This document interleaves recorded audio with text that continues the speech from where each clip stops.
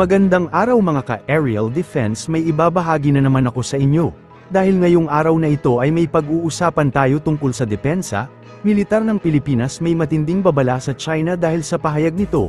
Nag-issue ng matinding babala ang Armed Forces of the Philippines laban sa pagpapakalat ng fake news, at sinadya na maling impormasyon kaugnay sa mga operasyon sa West Philippine Sea. Sa isang statement, pinuna ng militar ng Pilipinas ang mga pagtatangkang i-mislead ang publiko sa pamamagitan ng paggamit ng luma o recycled footage bilang bagong insidente sa Ayungin Shoal. Hindi lamang aniya irresponsible ang ganitong mapanlinlang na tactics, kundi naglalayon din itong manipulahin ang pananaw ng publiko, baluktutin ang katotohanan at pahinain ang nagkakaisang paninindigan sa pag-iit sa sovereign rights at jurisdiksyon ng ating bansa. Sa kabila nito, nananatili aniyang hindi natitinag ang sandatahang lakas ng Pilipinas sa pagdepensa sa ating soberanya at jurisdiksyon salig sa konstitusyon at international law, partikular na sa ilalim ng United Nations Convention on the Law of the Sea at 2016 Arbitral Award. Hinihimok din ng AFP ang publiko na manatiling mapanuri, iberipika ang mga impormasyon at sumangguni lamang sa mapagkakatiwalaan at official sources. Iginiit din ng AFP na ang disinformation ay isang direktang banta sa ating pambansang integridad at pagkakaisa, kaya't ang katotohanan ng ating pinakamalakas na depensa. Ginawa ng AFP ang babala kasunod ng lumabas na video ng pagtuo-umano ng barko ng China Coast Guard sa Philippine vessel na nagresulta sa confrontation sa Ayungin Shoal, subalit walang petsa na nakalagay kung kailan nangyari ang insidente, kaya't questionable ang pagiging totoo ng naturang insidente. Sinabi naman ni AFP Chief of Staff General Romeo Bronner Jr. na tuloy-tuloy pa rin ang pagdating ng mga bagong kagamitan ng ating hukbong sandatahan, aniya.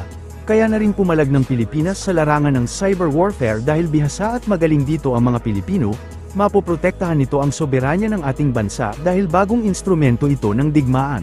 Sa Armed Forces of the Philippines ay nagpapasalamat sa ating Pangulo dahil tuloy-tuloy po yung ating modernisasyon ng ating Armed Forces. Idagdag ko lang po sa sinabi ni Secretary Teodoro, bukod po sa mga base na dinidevelop na po natin, ay marami na po tayong nabiling mga kagamitan, mga platforms, katulad po ng mga barko ng Philippine Navy. Dumating na po yung bagong frigates natin.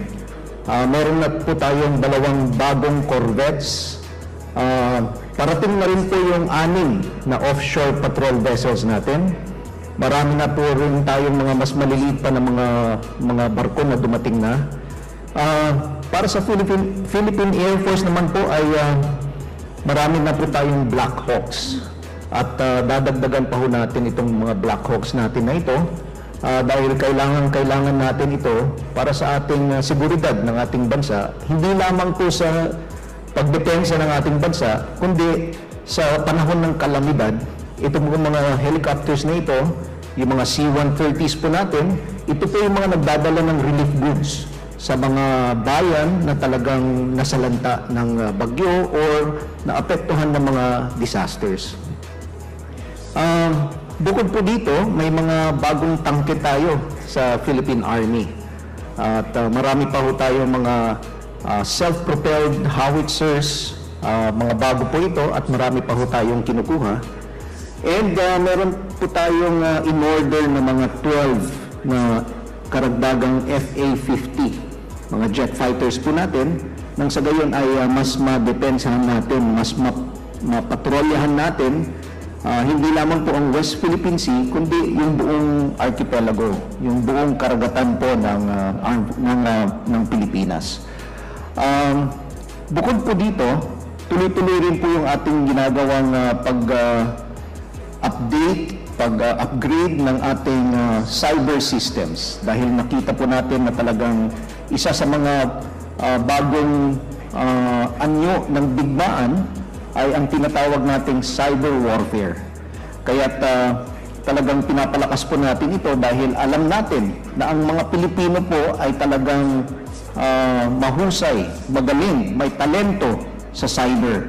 Kaya't gagamitin po natin ito hindi lamang po sa pagdepensa ng ating bansa, pero kung kinakailangan na tayo ay umatake, ay kaya rin po natin. No?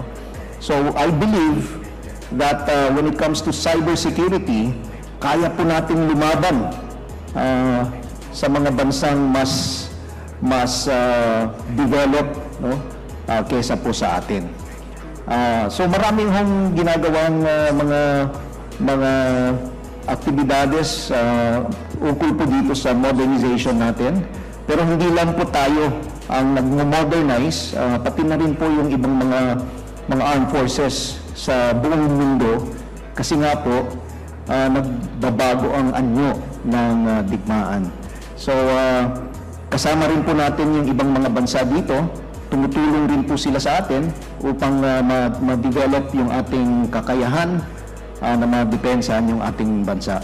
Gusto ko lang pong banggitin rin that meron po tayong programa, may programang ating Pangulo, yung tinatawag po natin Self-Reliant Defense Posture Program, kung saan po ay yung mga defense industry, local defense industry ay tinutulungan natin na ma-develop so that tayo na po dito sa ating bansa ang gagawa ng sarili nating mga gamit pandigma at pati na rin yung mga bala at yung mga kailangan natin ng mga supplies upang madepensahan natin ang ating bansa.